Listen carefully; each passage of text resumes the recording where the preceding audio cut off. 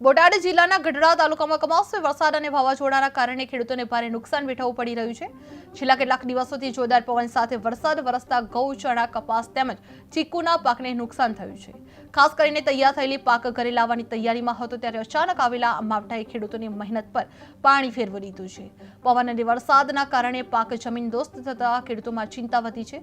હાલ ખેડૂતોએ સરકાર પાસે યોગ્ય વળતર અને સહાયની પણ માંગણી કરવામાં આવી છે। જે ગઢડામાં કમોસમી વરસાદથી નુકસાન થયું છે, જે પવન સાથે વરસાદથી પાક પર અસર પડ્યું છે।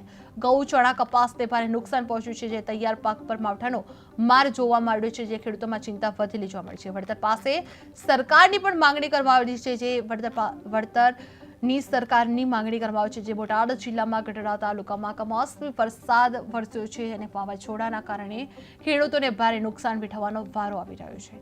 છેલ્લા કેટલાક દિવસોથી જોરદાર પવન સાથે આ વરસાદ વરસતા ઘઉં, ચણા, કપાસ તેમજ ચીકુના પાકને નુકસાન થયું છે, જે ખાસ કરીને તૈયાર થયેલા પાક ઘરે લાવવાની તૈયારીમાં હતો ત્યારે અચાનક આવેલા આ માવઠાએ ખેડૂતોની મહેનત પર પાણી ફેરવી દીધું છે।